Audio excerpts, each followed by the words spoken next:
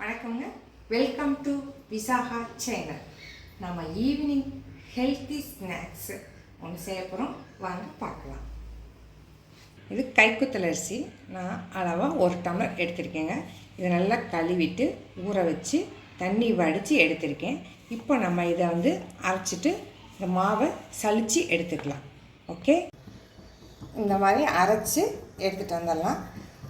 இது நம்ம நைஸாக அரைக்கணும்னு இல்லை, இந்த மாதிரி பார்த்து நல்லா பரபரன்னு அரைச்சி எடுத்துகிட்டு வரலாம். என்ன ஸ்நாக்ஸ் செய்ய போகிறோன்னு சொல்ல மறந்துட்டேன். என்னென்னா, நம்ம செய்ய போகிறது உதிரி புட்டு, கைக்குத்தல் அரிசியில் உதிரி புட்டு.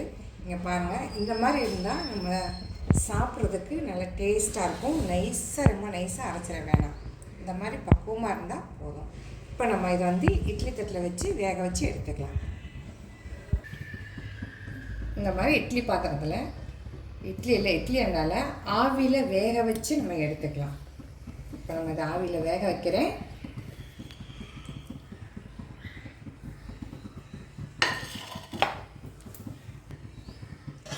இதை மூடி வச்சிடும்.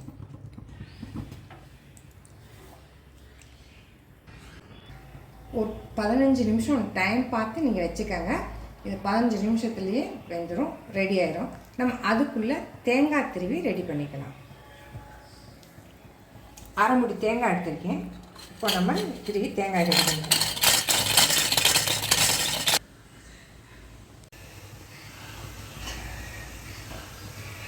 நல்லா வெந்துருச்சு. இந்த மாதிரி குழப்பமும் வெந்திருக்கு பார்த்தீங்களா? இன்னும் நல்லா வெந்திருக்கு. ஏற்கனவே நம்ம இருந்த அளவு விட கொஞ்சம் அதிகமாக வெந்திருந்தாவே வெந்துருச்சு. ஸ்டவ் ஆஃப் பண்ணிட்டு மாவு எடுத்துக்கலாம்.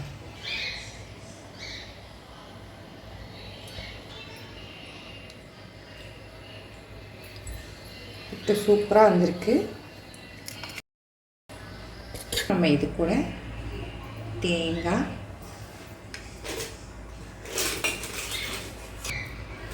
நாட்டு சர்க்கரை சேர்த்துட்டு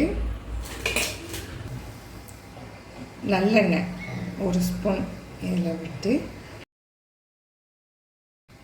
சூப்பராக இருக்கும். நம்ம ஈவினிங் ஹெல்த்தியான ஸ்நாக்ஸு, குழந்தைங்க பெரியவங்க எல்லாருமே சாப்பிடலாம். சூப்பராக டேஸ்ட்டாக இருக்கும். நல்லெண்ணெயும் சேர்த்து கொடுங்க.